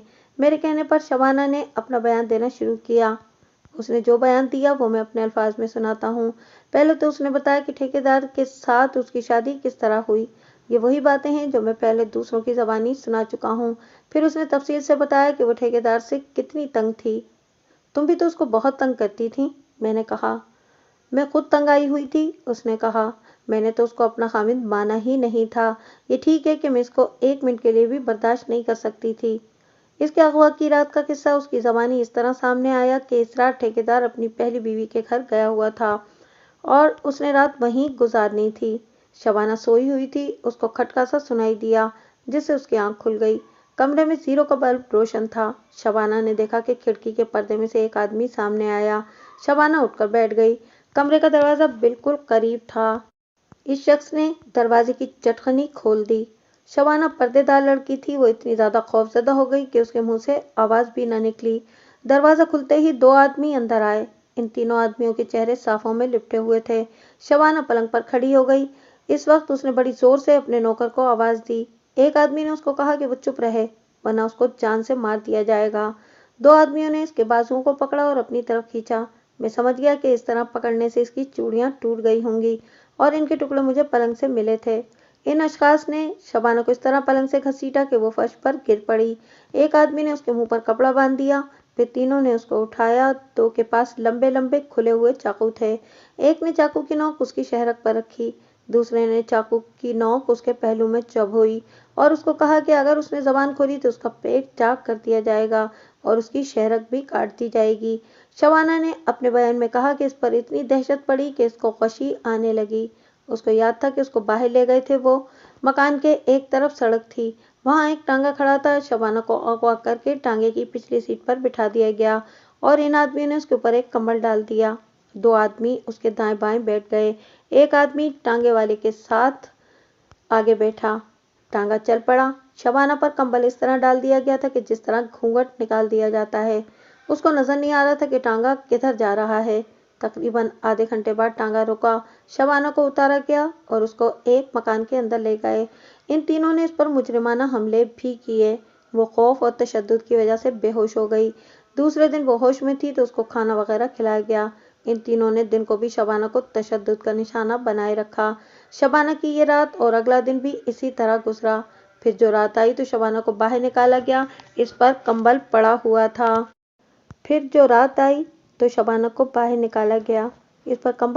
تھا۔ اس کو اغوا کرنے والے قتل کی دھمکیاں دے رہے تھے۔ اس کو پیدل چلاتے ہوئے ایک جگہ لے گئے اور اٹھا کر اوپر بٹھا دیا۔ تب اس نے دیکھا کہ یہ ایک ٹرک ہے، اس میں کچھ سامان وغیرہ رکھا ہوا تھا۔ ٹرک کا پچھلا والا تختہ چڑھا دیا گیا اور ٹرک چل پڑا۔ ساری رات ٹرک چلتا رہا اور صبح سے پہلے ایک جگہ پہنچا۔ شبانہ کو صرف یہ محسوس ہوتا رہا کہ کوئی پتھریلی جگہ ہے اور یہاں کوئی آبادی نہیں، لیکن ارد گرد لوگ موجود تھے۔ میں آپ کو پہلے ہی بتا دیتا ہوں کہ یہ جگہ نورپور شاہاں تھی، جہاں راولپنڈی کا مشہور پری امام کا میلہ لگا کرتا ہے۔ پاکستان بننے کے بعد اس میلے یا عرس کے طور طریقے بالکل بدل گئے ہیں۔ ان وقتوں کے لوگوں کو جو یاد ہوگا کہ پاکستان بننے سے پہلے بری امام کا سالانہ میلہ دراصل بڑے پیمانے کے جوئے بازوں کا اجتماع ہوتا تھا۔ صوبہ سرحد اور صوبہ پنجاب کے نامی گرامی جوئے باز اور بٹیر باز جمع ہوتے تھے، بلکہ انڈیا کے مختلف حصوں کے جوئے باز بھی وہاں پہنچ جاتے تھے۔ صوبہ سرحد اور پنجاب کی طوائفیں ناچنے اور گانے والیاں بھی وہاں آ کر ڈیرے ڈال دیتی تھیں۔ یہ جگہ اسلام آباد اور مارگلہ کی پہاڑیوں کے درمیان واقع ہے۔ اس وقت اسلام آباد نہیں ہوتا تھا۔ یہ تمام علاقہ دور دور سے آئے ہوئے لوگوں سے گنجان آباد ہو جاتا تھا۔ خیمے لگتے تھے، بردہ فروش عورتوں اور طوائفوں کی خرید و فروخت بھی کرتے تھے۔ گانے اور ناچنے والیاں خوب کماتی تھیں۔ بٹیروں کی لڑائیوں پر ہزار خواہ روپوں کی بازیاں لگتی تھیں۔ کوئی روک ٹوک نہیں تھی اور نہ ہی کوئی باز پوچھ تھی۔ پولیس کی نفری کافی تعداد میں موجود ہوتی تھی۔ وہ دنگا فساد نہیں ہونے دیتی تھی یا وہ کسی جرم کے مجرموں کو اس وقت پکڑتی تھی جب پولیس کو باقاعدہ رپورٹ ملتی تھی۔ یہ میلہ کئی دن لگا رہتا اور جوئے بازی میں لاکھوں لاکھ روپیہ جیتا اور ہارا جاتا تھا۔ شبانہ کو اغوا کرنے والے اس کو اس میلے میں لے گئے تھے۔ میں سمجھ گیا کہ وہاں اس کو بیچنے کے واسطے لے گئے تھے۔ اس کو انہوں نے ایک خیمے میں رکھا۔ دن کے وقت گاہک آتے رہے اور شبانہ کو دیکھتے رہے۔ شبانہ کو معلوم نہیں تھا کہ اس کی حیثیت بھیڑ بکری جیسی ہو گئی ہے اور وہ جو ایک ایک دو آدمی خیمے میں آتے اور اس کو دیکھتے تھے، اس کے خریدار تھے۔ یہ میں جانتا تھا کہ اس کا سودا طے نہیں ہو رہا تھا۔ رات کو یہ تینوں آدمی خیمے میں کھانا کھانے لگے تو انہوں نے ساتھ شراب بھی رکھ لی۔ وہ شاید زیادہ پی گئے ہوں گے۔ وہ جھومنے لگے اور ننگی باتیں کرنے لگے۔ یہ تینوں بے وقوف تھے کہ اغوا کی ہوئی لڑکی کو ساتھ رکھ کر شراب سے اپنے ہوش گم کر رہے تھے۔ ان کو بیدار اور ہوشیار رہنا چاہیے تھا۔ وہ پیتے رہے۔ ان میں سے ایک اٹھ کر شبانہ کی طرف چلا، لیکن وہ قدم اٹھاتا تو اس کو پتہ بھی نہیں لگتا تھا کہ قدم کہاں رکھے۔ اس نے 2 قدم اٹھائے اور گر پڑا۔ دوسرے دونوں کا حال بھی یہی تھا۔ شبانہ نے اپنے بیان میں کہا کہ تینوں بے ہوش ہو گئے۔ میرے پوچھنے پر شبانہ نے بتایا کہ میلے میں پہنچ کر تینوں نے اپنے چہرے بے نقاب کر دیے تھے اور وہ سمجھتے ہوں گے کہ ان کا جرم مکمل ہو گیا ہے اور اب مال کی قیمت وصول کرنی ہے۔ خیمے میں لالٹین چل رہی تھی۔ یہ خیمہ اور بستر وغیرہ کرائے کے تھے۔ شبانہ نے دیکھا کہ تینوں بے ہوش ہو گئے ہیں تو اس نے وہی کمبل اپنے اوپر لے لیا جو اس کو اغوا کرنے والے اس کے اوپر ڈال کر لائے تھے۔ وہ خیمے سے نکل گئی۔ اس نے باہر جا کر دیکھا تو اس کو گھبراہٹ ہونے لگی۔ وہاں بہت سے لوگ تھے، روشنیاں تھیں، پیٹرومیکس لیمپ جل رہے تھے، قوالیاں ہو رہی تھیں، مجرے بھی ہو رہے تھے، لوگوں کا شور و غل سنائی دے رہا تھا۔ شبانہ کو معلوم نہیں تھا کہ یہ سب کیا ہے۔ وہاں مکان نہیں تھے، درخت بے شمار تھے۔ شبانہ نے وہاں کا منظر بیان کیا جو اس کے لیے ڈراؤنا تھا۔ وہ واپس خیمے میں تو جانے کی جرات نہیں کر سکتی تھی، اس کے لیے بھاگنا ضروری تھا اور اس کو بہت اچھا موقع مل گیا تھا، مگر اس کو سمجھ نہیں آ رہی تھی کہ جائے کہاں۔ اس کے آنسو بہنے لگے۔ اس نے اللہ سے مدد مانگنی شروع کر دی۔ اس کو آیت الکرسی، سورہ مزمل اور سورہ رحمان زبانی یاد تھی جو اس نے پڑھی اور دل ہی دل میں دعا کی۔ اس کی جگہ کوئی مرد ہوتا تو کسی بھی طرف منہ کر کے بھاگ جاتا۔ وہ پہاڑی علاقہ تھا، چھپ چھپ کر نکل جانے کے واسطے علاقہ بہت اچھا تھا، لیکن پردہ نشین لڑکی ایسی جرات نہیں کر سکتی تھی۔ وہ اس علاقے سے واقف بھی نہیں تھی۔ وہ اس خیمے سے دور چلی گئی جس سے وہ فرار ہوئی تھی۔ اس کو معلوم نہیں تھا کہ وہ اس خیمے سے نکل کر بھی کتنے بڑے خطرے میں ہے۔ وہاں رات کے وقت جوئے باز، بردہ فروش، طوائفوں کے بروکر، شرابی، چرسی اور جرائم پیشہ لوگوں کے سوا کوئی نہیں مل سکتا تھا۔ اگر اس کو اس خطرے کا علم ہو جاتا تو وہ اسی ڈر اور خوف سے بے ہوش ہو جاتی۔ اللہ کا ہاتھ اس کی رہنمائی کر رہا تھا۔ وہ اس ہنگامے سے دور ہٹتی گئی۔ اس نے ٹھوکریں کھائیں، ایک تو ڈھلوانوں سے اتری اور آگے جا کر اوپر چڑھی تو اس کو کچھ دور آگے روشنی دکھائی دی۔ وہ وہاں تک پہنچ گئی۔ یہ چھوٹا سا ایک گاؤں تھا اور باہر دو آدمی آگ جلا کر بیٹھے ہوئے تھے۔ شبانہ نے اسی آگ کی روشنی میں ان کو دیکھا تھا۔ شبانہ اپنے سر سے کمبل اتار کر رو پڑی اور ان دونوں کو بتایا کہ اس کو 3 آدمی اغوا کر کے یہاں لے آئے تھے اور وہ وہاں سے بھاگ آئی ہے۔ یہ دونوں پہلے تو اس کو ٹالنے لگے، لیکن شبانہ کا رونا دیکھ کر ایک نے دوسرے سے کہا کہ مولوی صاحب کو جگاتے ہیں۔ دوسرا آدمی اٹھا اور ایک دروازے پر دستک دی۔ یہ گاؤں کی مسجد کے مولوی کا گھر تھا۔ وہ باہر آیا تو ان آدمیوں نے شبانہ کو اس کے پاس لے جا کر بتایا کہ یہ لڑکی کیا کہتی ہے۔ شبانہ نے مولوی کو دیکھا تو پہلے سے بھی زیادہ رونا شروع کر دیا اور رو رو کر بتایا کہ وہ پردے دار لڑکی ہے، اس کی جس طرح شادی ہوئی تھی اس نے وہ بھی سنائی اور اپنے اغوا کی کہانی بھی سنائی۔ مولوی کو متاثر کرنے کی غرض سے اس نے قرآن پاک کی آیات پڑھنی شروع کر دیں اور اس پر ظاہر کیا کہ صوم و صلات کی پابند لڑکی ہے۔ مولوی اس کو لے گیا اور اپنی بیوی کو شبانہ کے بارے میں بتایا۔ اس نے کہا کہ اس وقت راجہ صاحب کو جگانا مناسب نہیں، وہ ناراض ہوں گے، صبح ان کو مسجد میں بتائیں گے۔ اغوا کے بعد شبانہ نے پہلی رات آرام اور سکون سے گزاری۔ صبح مولوی کی بیوی نے اس کو نہانے کے لیے گرم پانی دیا۔ فجر کی نماز کے بعد 2 معزز قسم کے ادھیڑ عمر آدمی مولوی کے گھر آئے اور انہوں نے شبانہ کے ساتھ بات چیت کی۔ شبانہ نے اپنی بپتا پھر سنا دی اور ان معززین کو اپنے شہر کا نام بتا کر اپنے خاوند اور اپنے باپ کے نام اور ایڈریس بتائے۔ یہ دونوں تھے تو تقریباً ان پڑھ دیہاتی، لیکن انہوں نے جو کارروائی کی وہ دانش مندوں والی کی۔ ان دونوں کو بعد میں بطور گواہان طلب کیا گیا تو ان کے ساتھ میری ملاقات ہوئی تھی۔ انہوں نے مجھے بتایا کہ اس لڑکی کو پولیس کے سپرد کرنا تھا۔ نزدیکی پولیس بری امام کے میلے کی تھی، لیکن لڑکی کو وہاں لے جانے میں خطرہ محسوس کرتے تھے۔ وجہ یہ بتاتے تھے کہ لڑکی کو اغوا کرنے والے مل سکتے تھے۔ خطرہ تھا کہ وہ چاقو، خنجر یا ریوالور نکال کر ان سے لڑکی کو چھین لیں گے۔ گاؤں کے 2 آدمی آ گئے، انہوں نے بھی مشورے دیے۔ آخر فیصلہ ہوا کہ لڑکی کو راولپنڈی شہر لے جایا جائے اور کسی تھانے کے سپرد کر دیا جائے۔ وہ ایک ٹانگا لے آئے۔ 3 معزز آدمی شبانہ کے ساتھ ٹانگے میں بیٹھے اور سٹی پولیس اسٹیشن جا پہنچے۔ وہاں کے ایس ایچ او نے واردات سنی تو ڈی ایس پی سے ٹیلی فون پر بات کی۔ اوپر سے فیصلہ ہوا کہ لڑکی کو ڈسٹرکٹ پولیس ہیڈ کوارٹر بھیج دیا جائے۔ اس طرح Shabana district police headquarter پہنچی، جہاں اس کا بیان قلم بند کیا گیا اور اس کو اس کے آبائی شہر میں میرے پولیس اسٹیشن میں لے آئے۔ میں نے شبانہ کا وہ بیان پڑھا جو اس نے راولپنڈی میں دیا تھا۔ اس میں اور مجھے دیے ہوئے بیان میں کوئی فرق نہیں تھا۔ میں نے راولپنڈی سے آئے ہوئے اے ایس آئی کو شبانہ کی وصولی دے کر فارغ کر دیا۔ اس سے میں نے ان اشخاص کے ایڈریس بھی لے لیے تھے جن کے پاس شبانہ گاؤں میں پہنچی تھی اور وہ اس کو راولپنڈی پولیس کے پاس لے گئے تھے۔ اگر شبانہ خود گھر سے گئی ہوتی تو میں اس کا بیان لے کر اس کو اس کے خاوند کے حوالے کر دیتا، لیکن یہ جبری اغوا کی واردات تھی۔ میں اس کمرے کو اندر سے پہلے ہی دیکھ چکا تھا جس میں سے شبانہ کو اٹھایا گیا تھا۔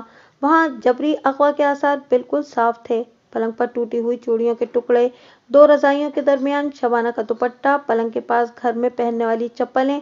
مجھے اس واردات کی تفتیش کرنی تھی۔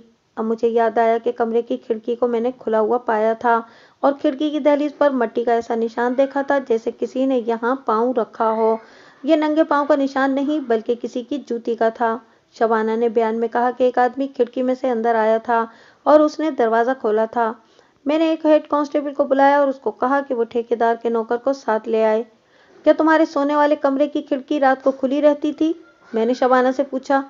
نہیں جی، اس نے جواب دیا، دن کو نوکر کھڑکی کھولا کرتا اور شام کو بند کر دیتا تھا۔ کیا تم رات کو دیکھا کرتی تھی کہ کھڑکی بند ہے؟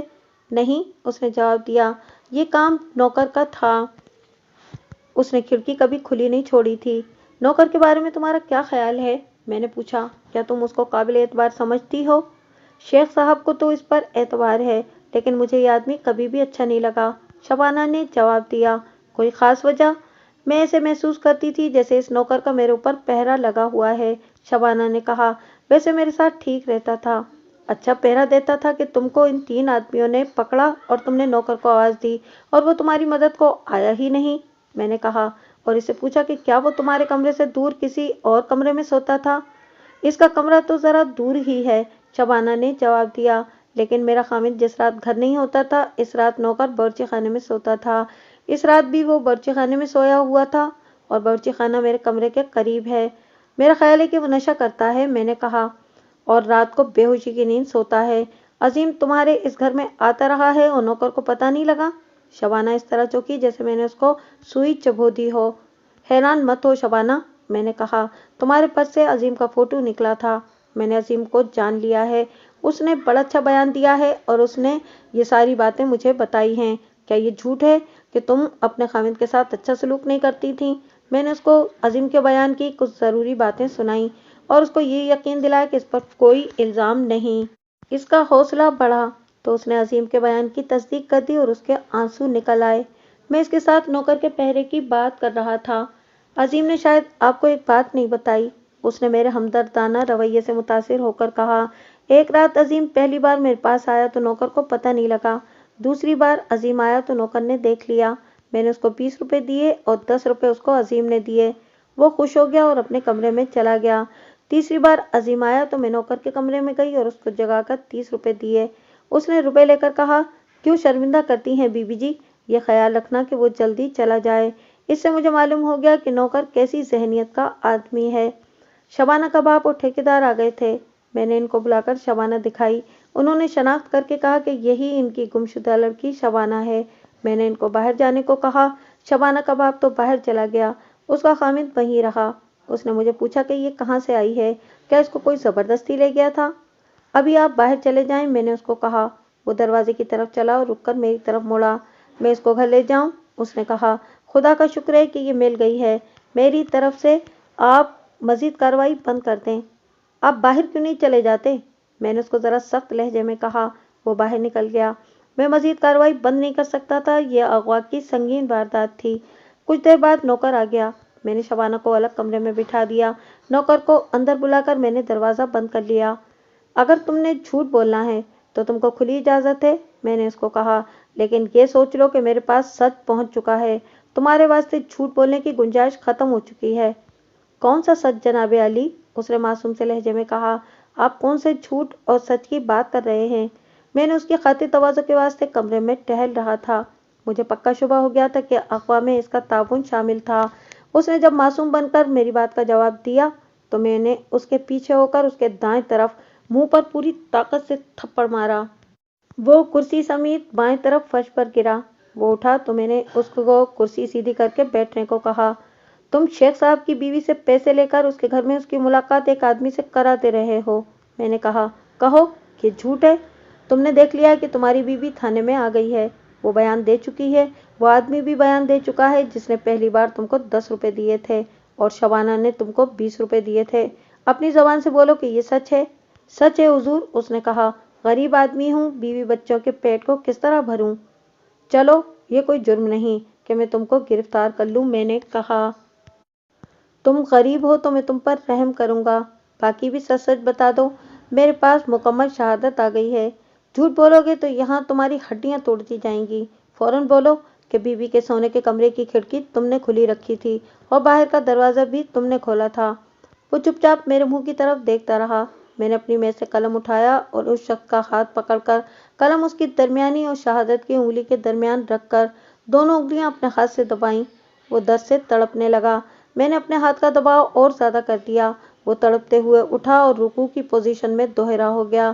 میں نے نیچے سے اپنا گھٹنا اس کے منہ پہ مارا جو اس کے ہونٹوں اور ناک پر لگا اور وہ سیدھا ہو گیا۔ سچ بولو، میں نے اس کی انگلیوں کو اور زیادہ دبا کر کہا۔ فوراً بولو، تم باورچی خانے میں لیٹے ہوئے تھے اور تمہیں بی بی کی آواز نہیں سنائی دی؟ بولتا ہوں حضور، اس نے درد اور اذیت سے کانپتی ہوئی آواز میں کہا۔ مر جاؤں گا، میرا ہاتھ چھوڑ دیں۔ میں نے اپنے ہاتھ کا دباؤ کم کر دیا لیکن ہاتھ چھوڑا نہیں۔ یہ تو بسم اللہ تھی۔ اس طرح انگلیوں میں پینسل یا قلم دبا کر رکھنے کو ہم ایذا رسانی کا الف کہا کرتے تھے۔ یہ شخص اسی میں ڈھیر ہو گیا۔ ہاں حضور، اس نے کہا، آپ کو ٹھیک اطلاع ملی ہے۔ میں نے اس کا ہاتھ چھوڑ دیا، اس نے ہاتھ جوڑ دیے اور اس کی آنکھوں میں آنسو آ گئے۔ میں نے اپنے مالک کا حکم مانا تھا حضور، اس نے کہا۔ اب مالک باہر عیش عشرت کرتے پھریں گے اور اندر ہم ہوں گے۔ پورا بیان دو، میں نے اس کو کہا۔ میں تم کو بچا لوں گا، وعدہ معاف گواہ بنا لوں گا۔ पहले इन 3 आदमियों के नाम और पते बताओ जिन्होंने बीवी को अगवा किया था। उसने मुझसे वादा लिया कि मैं इसको ठेकेदार से बचा लूंगा। हुजूर, उसने कहा, सबसे पहले तो ठेकेदार साहब का नाम लिखें। अपनी बेगम को उन्होंने खुद अगवा कराया था। क्या बकते हो? मैंने हैरान होकर कहा, तुम होश में तो हो? क्या इतना अमीर खामिद अपनी बीवी को बेचना चाहता था? बेचना नहीं चाहता था हुजूर, उसने जवाब दिया, कत्ल कराना चाहता था। मालूम नहीं बीवी जिंदा किस तरह आ गई है। बाकी मुलजिमों के नाम बताओ, मैंने कहा। उसने 2 नाम इसी शहर के अशखास के बताए, तीसरे को वो नहीं जानता था। मैं पहले भी ये 2 नाम सुन चुका था। मुझे बताया गया था कि ठेकेदार कुछ जुराइम पेशा और बदमाश अशखास की परवरिश करता है। इनमें ये 2 नाम भी थे। मैं बाहर निकला और एएसआई को ये दोनों नाम और इनके पते देकर कहा कि इनको गिरफ्तार करना है, लेकिन कोई भी वर्दी में न जाए। वजह ये बताई कि इन दिनों शायद रावलपिंडी से नहीं आए होंगे। वो लड़की इनके कब्जे से भाग आई है। इस वास्ते ये मफरूर या रुपोश होंगे। एएसआई ने मुझे बताया कि इसको रावलपिंडी वाले एएसआई ने सारा वक़्वा सुना दिया है। ये सुनकर मेरे एएसआई को मजीद हिदायत की जरूरत नहीं थी।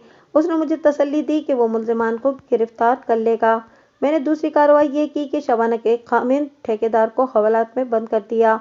उसने बहुत शोर मचाया, रिश्वत पेश की। उसने ये भी कहा कि ब्लैंक चेक दूंगा। ठेकेदार के नौकर को मैं शुरू में घरों के आम नौकरों की तरह सीधा साधा सा समझता था। अब भी मैं इसको ऐसा ही समझता था, लेकिन उसने बयान देना शुरू किया तो मुझे मालूम हुआ कि इसमें अकल भी है और वो ठेकेदार के खास मुलाजिमों में से था। इसमें ऐसी खूबियां मौजूद होंगी जिनके बायस ठेकेदार ने इसको अपना मोतमिद खास बनाया था, मगर ठेकेदार ने उसको ये ट्रेनिंग नहीं दी थी कि कभी पुलिस के फंदे में फंस गए तो इसमें से किस तरह निकलना है। इस नौकर ने अपनी मर्जी और अपने इरादे से इस जुर्म में शमूलियत इख्तियार नहीं की थी। इसको तो 500 रुपये मिला था, जो एक गरीब आदमी के वास्ते बहुत बड़ी रकम थी। आज के हिसाब से ये रकम 10,000 से ज्यादा थी। सिर्फ इस एक आइटम से हिसाब लगाएं कि बकरे का गोश्त जो आज बड़े शहरों में 800 रुपये किलो बिक रहा है, ये उस वक्त 50 पैसे या 8 आने सेर मिलता था। कस्बों और देहात में गोश्त का रेट 6 आने सेर था। नौकर ने अपने बयान में बताया कि ठेकेदार ने शबाना के साथ शादी तो कर ली, लेकिन शबाना ने उसको नचाकर और चकराकर रख दिया। पहले शबाना खामोश रही। नौकर उसका ऐनी शाहिद था कि ठेकेदार, जिसके पास दौलत की और पाले हुए गुंडे बदमाशों की ताकत थी और जो मजदूरों और अपने मुस्तकिल मुलाजिमों पर फिरौन बना रहता था, शबाना के आगे गुलामों जैसी हरकतें करता था, इसके आगे पीछे झुका झुका फिरता था। ये बुढ़ापे और जवानी का तसादुम था। कुदरती अमर है कि हथियार बुढ़ापे को ही डालने पड़ते हैं। नौकर ने बताया कि ठेकेदार ने पैंतरा बदला और शबाना को डांट डपट शुरू कर दी। ये भी कामयाब ना हुई। शबाना जो चुप रहती थी, खामिद की डांट डपट के जवाब में लड़ाकी औरत बन गई। ठेकेदार एक कहता तो शबाना जवाब में 10 सुनाती थी। नौकर ने बताया कि कई मरतबा शबाना ने ठेकेदार को कहा कि तुम्हारी हड्डियों में पानी पड़ चुका है और तुम 22 साल की कंवारी लड़की को ब्याह लाए हो। फिर तीसरा दौर वो शुरू हुआ जो अजीम ने अपने बयान में सुनाया था। अजीम की हिदायतकारी के मुताबिक शबाना ने ठेकेदार को तंग करना शुरू कर दिया था। उसने ठेकेदार की ईंट का जवाब पत्थर से देना शुरू कर दिया था। ठेकेदार घर आता तो शबाना उसको बताए बगैर बुर्का ओढ़ती और बाहर निकल जाती थी। नौकर ने शबाना की बात खास तौर पर बताई कि वो नमाज बाकायदा पढ़ती थी और तस्बीह पर कोई वजीफा भी करती थी। नौकर ने शबाना के अगवा की बैकग्राउंड बताई। ठेकेदार ने इस नौकर को एक रोज अपने दफ्तर में बुलाया, जो उसने शहर में किसी और जगह बनाया हुआ था। वहां 2 आदमी मौजूद थे जो जुराइम पेशा थे और नौकर उनको अच्छी तरह जानता था। ठेकेदार ने इनको कहा कि इसकी बीवी को अगवा करके 1 या 2 रोज अपने पास रखें और उसको खराब करें और फिर उसको कत्ल करके लाश ऐसी जगह फेंकें जहां सबको नजर आ जाए। मैं मुख्तसर करके नौकर का बयान सुना रहा हूँ। उसने ठेकेदार की पूरी बात सुनाई थी जो उसने इन तीनों के साथ की थी। ठेकेदार कहता था कि मैं इस लड़की से बहुत बुरा इंतकाम लेना चाहता हूँ। मैंने इसको बहुत बड़ी कीमत देकर खरीदा था और इसकी माँ पूरी कीमत लेकर भी मुझसे पैसे बटोरती रही है और लड़की मुझको 1 टके का आदमी नहीं समझती। नौकर ने यह भी कहा था कि ठेकेदार कहता था कि मैं ये साबित करूंगा कि लड़की अपने किसी आशना के साथ निकल गई थी और आशना ने उसको खराब करके कत्ल कर दिया है। अगवा करने वाले दोनों आदमियों ने कहा कि वो अपने एक और साथी को साथ रखेंगे। वो इस वारदात का तजुर्बा रखते थे। उन्होंने 5,000 रुपया मांगा था। आखिर 2,500 रुपये फी का सौदा तय हो गया। انہوں نے یہ رقم پیشگی لے لی تھی۔ نوکر کے ذمہ یہ کام تھا کہ اس نے واردات کی رات شبانہ کے سونے کی کمرے کی کھڑکی کے کواڑ بند کر کے اوپر اور نیچے کی چٹخنیاں کھلی رکھنی تھیں اور پردے آگے کر دینے تھے۔ نوکر کا دوسرا کام یہ تھا کہ رات 11 بجے باہر کا دروازہ کھولنا تھا۔ نوکر کو 500 روپے پیشگی دے دیے گئے تھے۔ ان سب نے واردات کامیابی سے کر لی۔ اس رات ٹھیکیدار پہلی بیوی کے پاس چلا گیا تھا۔ نوکر کو ٹھیکیدار نے بتایا ہوا تھا کہ صبح وہ اس کی پہلی بیوی کے گھر آ کر بتائے گا کہ شبانہ لاپتہ ہے۔ وہاں جانے سے پہلے اس نے شبانہ کے گھر جا کر پوچھنا تھا کہ شبانہ ادھر تو نہیں آئی۔ نوکر نے اپنی یہ ڈیوٹی بھی پوری کر دی، مگر نوکر کو کسی نے یہ نہ بتایا کہ کمرے سے جبری اغوا کے نشان ختم کر دینے ہیں۔ نوکر نے پلنگ پر ٹوٹی ہوئی چوڑیوں کے ٹکڑے نہ دیکھے، دوپٹہ نہ دیکھا، پلنگ کے پاس چپلیں بھی نہ دیکھیں۔ ٹھیکیدار بھی بے وقوف آدمی تھا۔ اس نے مجھے یہ رپورٹ لکھوائی تھی کہ اس کی بیوی تمام زیورات اور 2000 روپے نقد رقم ساتھ لے گئی ہے، لیکن رقم اور زیورات الماری میں موجود تھے جو میں نے اس مقفل الماری کو کھول کر دیکھے تھے۔ نوکر کو میں نے حوالات میں بند نہیں کیا، اس کو وعدہ معاف گواہ بنانے کا وعدہ کیا تھا۔ میں نے یہ دیکھنا تھا کہ دوسرے ملازم اقبال جرم کرتے ہیں یا نہیں۔ اقبال جرم نہ کرنے کی صورت میں نوکر کو وعدہ معاف گواہ بنانا تھا۔ میں نے اس کو 2 کانسٹیبلوں کے حوالے کر دیا۔ اگلے روز مجسٹریٹ کی عدالت میں لے جا کر اس کا اقوالی بیان قلم بند کرانا تھا۔ میں نے رات 12 بجے کے ذرا بعد ٹھیکیدار کو حوالات سے نکلوایا اور اپنے دفتر میں بٹھا کر اس کو سمجھایا کہ اس کے بچنے کی اب کوئی صورت نہیں رہی، بہتر ہے کہ وہ خود ہی کوئی اقبالی بیان دے دے۔ میں نے اس کے آگے جھوٹ بولا کہ 2 ملزم پکڑ لیے گئے ہیں اور دونوں نے بیان دے دیے ہیں۔ اس نے زبان پر یہی الفاظ رکھے کہ مجھ کو اس کیس سے نکال دیں اور اپنے منہ سے جو رقم نکالیں گے وہ میں ادا کر دوں گا۔ میں اس کو کہتا کہ وہ اپنا جرم تو سنائے تاکہ میں اس کو اس تفتیش سے خارج کرنے کے واسطے کوئی راستہ نکالوں۔ وہ میری باتوں میں آ گیا اور اس نے اقبالی بیان دے دیا۔ یہ وہی بیان تھا جو اس کا نوکر دے چکا تھا۔ ٹھیکیدار نے ذرا زیادہ بتایا کہ وہ شبانہ سے بہت تنگ آ گیا تھا اور اس نے شبانہ سے انتقام لینے کے واسطے یہ اسکیم سوچی تھی۔ صبح ہوئی تو نوکر کو ASI کے ساتھ مجسٹریٹ کی عدالت میں بھیج دیا، جہاں اس نے اقبالی بیان قلم بند کروا دیا۔ اس کے بعد اس کو جوڈیشل ریمانڈ میں حوالات بھیج دیا گیا۔ ٹھیکیدار کو میں نے ابھی حوالات میں ہی رکھا، اس کا 1 ہفتے کا ریمانڈ لے لیا۔ شبانہ کو رات کو ہی اس کے باپ کے سپرد کر دیا تھا۔ وہ 2 دنوں بعد وہ 2 ملزم رات کے وقت جوئے بازی کے ایک اڈے سے پکڑ لیے گئے۔ ان کی نشاندہی پر ان کے تیسرے ساتھی کو بھی 1 روز بعد گرفتار کر لیا گیا۔ تینوں نے اقبال جرم کر لیا۔ ان میں سے ہر ایک نے درخواست کی کہ اسے وعدہ معاف گواہ بنا لیا جائے۔ میں نے ان سے بڑی استادی سے اور کچھ اپنے ہاتھ دکھا کر اقبالی بیانات لے لیے تھے۔ ان سے وہ رقم بھی برآمد کرائی جو انہوں نے ٹھیکیدار سے لی تھی۔ تھوڑی تھوڑی رقم کم تھی۔ انہوں نے ٹھیکیدار سے اپنی اجرت اس کام کی لی تھی کہ وہ شبانہ کو اغوا کر کے 2 روز بعد قتل کر دیں گے، لیکن لڑکی کو اغوا کر کے ان کے تیسرے ساتھی نے ان کو مشورہ دیا کہ آج کل راولپنڈی میں بری امام کا میلہ لگا ہوا ہے، اگر لڑکی کو قتل کرنے کے بجائے میلے تک پہنچا دیا جائے تو کم از کم 15-20 ہزار روپے کا سودا ہو جائے گا۔ یہ تیسرا آدمی اغوا اور بردہ فروشی کا کچھ تجربہ رکھتا تھا۔ انہوں نے ایک ٹرک ڈرائیور کے ساتھ معاملہ طے کر لیا کہ لڑکی کو چھپا کر بری امام کے میلے تک پہنچانا ہے۔ اگلے ہی دن ٹرک کو راولپنڈی لے جانے کے واسطے سامان مل گیا۔ ان دونوں ٹرک نئے نئے چلے تھے اور بہت کم تھے۔ اغوا کی ہوئی لڑکی کو ریل گاڑی یا بس سے نہیں لے جایا جا سکتا تھا ورنہ پکڑے جاتے۔ شبانہ کو میلے تک پہنچا دیا گیا۔ وہاں خریداروں کی کمی نہیں تھی، لیکن 15,000 سے اوپر کوئی 1 پیسہ بھی نہیں دیتا تھا۔ ایک گاہک 18,000 روپے دینے پر راضی ہو گیا تھا۔ اس نے اگلے روز رقم ادا کرنی اور شبانہ کو لے جانا تھا۔ اس سودے کی خوشی میں انہوں نے بے تحاشا شراب پی لی۔ انہیں صبح ہوش آئی تو لڑکی کو لاپتہ پایا۔ پہلے تو وہ اس شک میں رہے کہ جن گاہکوں نے لڑکی کو دیکھا تو وہی اس کو اٹھا کر لے گئے ہیں۔ وہ میلے میں ان گاہکوں کو ملے، ہر ایک سے ان کو کوڑا جواب ملا۔ ان کو یہ خیال ہی نہیں آیا کہ لڑکی بھاگ گئی ہے اور اپنے وارثوں تک پہنچ گئی ہے۔ وہ لڑکی کو میلے میں ہی ڈھونڈتے رہے، واپس آئے تو گرفتار ہو گئے۔ انہوں نے مجسٹریٹ کو اقبالی بیان قلم بند کروا دیے تھے۔ ٹھیکیدار نے مجسٹریٹ کے سامنے جا کر یہ بیان دیا کہ وہ اقبالی بیان نہیں دے گا۔ پولیس نے تشدد کر کے اس کو بیان دینے پر آمادہ کیا ہے۔ مجسٹریٹ نے اس کو جوڈیشل حوالات میں بھیج دیا۔ میں نے مقدمہ بہت محنت سے تیار کیا۔ مقدمے کی سماعت ایک الگ کہانی ہے، میں بات مختصر کرتا ہوں۔ میں نے کسی کو وعدہ معاف گواہ نہ بنایا۔ اغوا کرنے والے تینوں ملزموں کو 7 سال سزائے قید ہوئی۔ ٹھیکیدار کو 6 سال قید اور 40,000 روپیہ جرمانہ۔ عدم ادائیگی جرمانہ 1 سال مزید قید۔ نوکر کو 3 سال قید کی سزا ملی تھی۔ نوکر کے سوا سب نے ہائی کورٹ میں اپیلیں دائر کیں جو نامنظور ہو گئیں۔ یہ مقدمہ ختم ہونے کے تقریباً 6 ماہ بعد میں ایک روز سیشن کورٹ میں گیا تو عظیم مجھے دیکھ کر دوڑتا ہوا آیا۔ اس نے بتایا کہ اس نے شبانہ کے ساتھ شادی کر لی ہے۔